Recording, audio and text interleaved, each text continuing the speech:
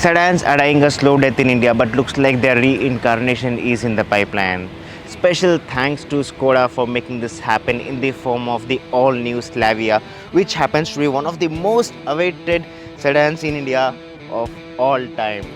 Hello and welcome back to Shutter Drives. This is Zahur Hassan. Stay tuned for a quick walk around.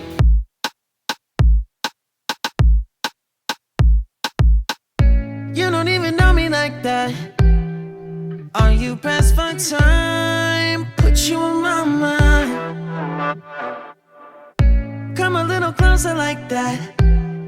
Staying up all night, throwing drinks back.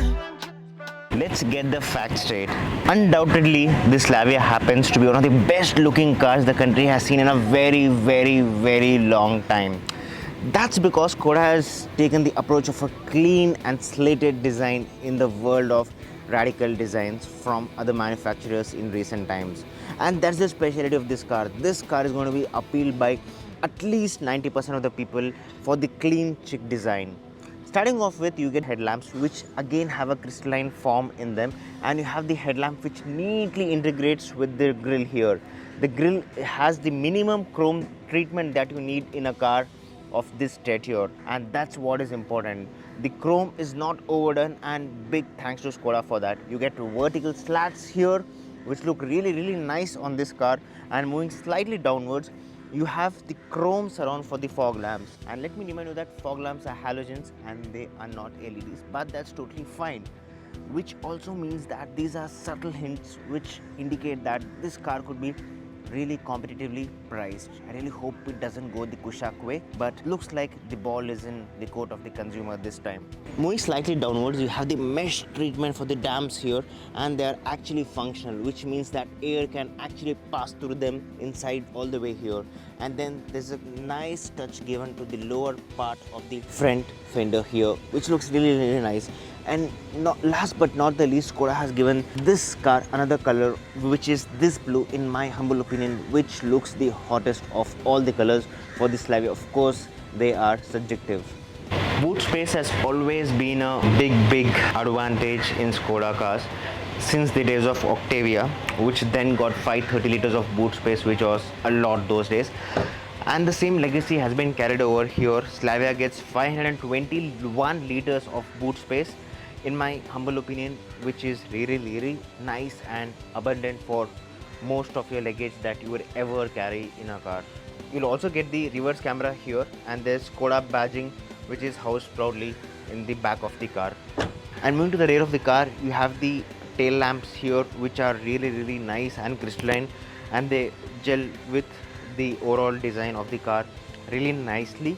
And you have a small thin chrome strip running across the rear bumper, and you do get 3 parking sensors with a reverse camera, which I already said this should be more than enough to help you with your parking needs in everyday conditions. Overall, if you like the front of the car, you're going to love the rear of the car because the design is subtle, it's nice, and it's going to be loved by many people here. This resonated Skoda's cars with their supreme build quality. More importantly, we have always loved the door third that they produce. Of course, it doesn't mean that just because a car has a really good door third doesn't mean that the build quality is good, but I'll show this to you. Being brutally honest, I think this could have been slightly better here. The door third could have been better. Of course, although it's on par, I kind of feel that the doors require some extra effort to be shut. So these are the 16-inch of alloy wheels which are wrapped in CH rubber, and you do get ventilated disc brakes in the front. And the design of alloy wheels, although they're subjective, I feel they gel with the overall crystalline theme of the car, and they get the garnished and aluminum treatment on them, which looks very nice. So talking about the ingress or the entry into this car, of course, this being a sedan, it's bound that it might not be as walk in the park or walk in the garden as an SUV. That said, it's fairly nice. Once you step inside the car, you realize that you are sitting in a sedan that's going to probably cost much more than what it looks like, because the quality of this car, trust me on this, it's absolutely fantastic for the segment it belongs. Again, I would like to reiterate the fact that it's amazing, it's brilliant for the segment it belongs. Of course, we're not comparing to the cars which are much costlier, which are way above this segment, but for this car, for this segment, it's absolutely top notch, and Skoda has left no stone unturned to ensure that they are putting in the best of the best efforts for this car. And that's very evident here, because once you're greeted by this very nice two-spoke steering wheel, which has a very nice quality, and the quality of stacks, the controls, the switches, everything is literally on par. You have the typical Skoda fashion here for the headlamp operation, and everything in this car looks really nice.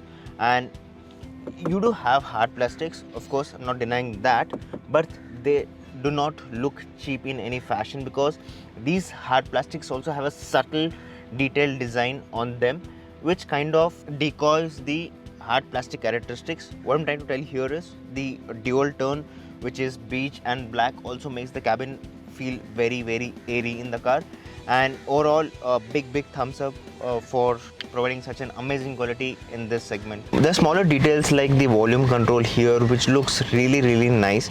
Of course, just felt that this could have been better. The left one doesn't shake, but the control, the knob on the right, the scroller kind of tries to fiddle a bit. But apart from that, everything else is really nicely put in the car. We have 25 centimeter infotainment screen here, which does the job and has loads and loads of information, including the connected car tech, there's Android Auto, there's Apple CarPlay, and the responsiveness of this is absolutely fantastic. There is absolutely no lag whatsoever in this. It feels that it's already ahead of the time, and big thumbs up to Skoda for coming from the days of the outdated Rapid to the beautiful sculptured interiors of the Slavia. This is the manual gearbox, and this is the gear lever, and looks really sturdy and nice.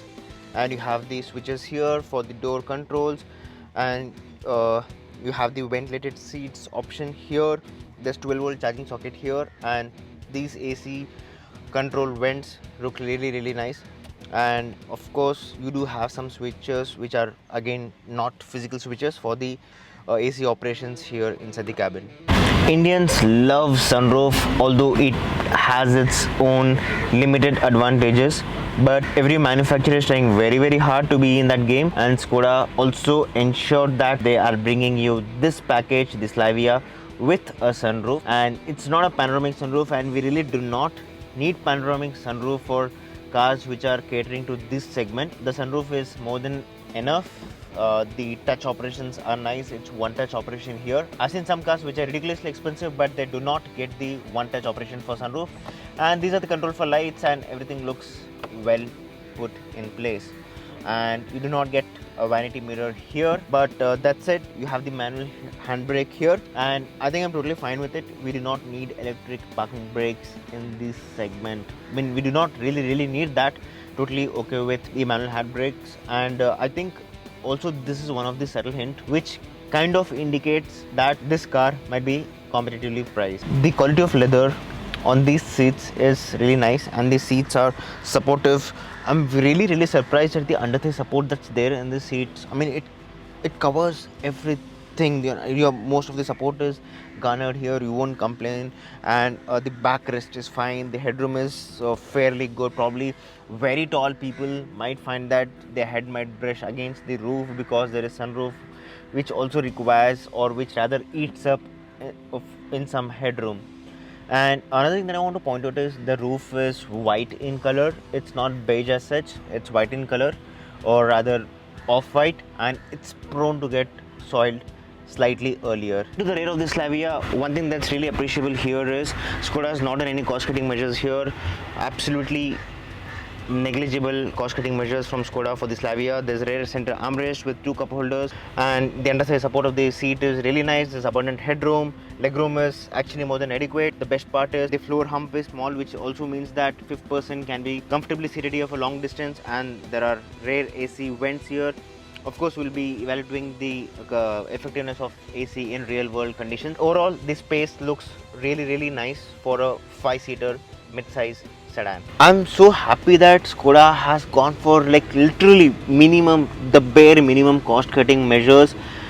It's very difficult to spot the cost cutting measures in this car, and I'm really glad for that fact. Of course, I mean, consumers, if they have an ability, probably they can spend few extra $1,000, but glad that Skoda has not done cost cutting immensely in this car. So that's about it from this Skoda Slavia. If the pricing of this car is right, Skoda has got a clear winner in their hands, because everything in this car, of course we're yet to drive the car, but apart from that, everything in this car looks so well put to place. The design is absolutely game on. The comfort features are good. The quality is absolutely top notch when you compare it to cars like say the Verna or even the City for that matter. And the car is bundled with safety aids so that there's no stone left unturned from Skoda to bring you one of the best value propositions possible at this price bracket. That said, I would like to reiterate again that I really hope that Skoda doesn't go overboard and doesn't try to be ambitious with what happened with Kushaq's pricing, because this car can be a big game changer for Skoda in India. Stay tuned, we will be driving the car pretty shortly, probably in a month or so, when the media drives happen, because that's when you're going to test the car extensively. You're going to push the car to its limits, probably beyond its limit, to get you an answer if it's really worth picking the Slavia over its other counterparts. That's about it, guys. Signing off. And if you guys like the video, do follow us on Instagram and subscribe to our YouTube channel. Stay safe.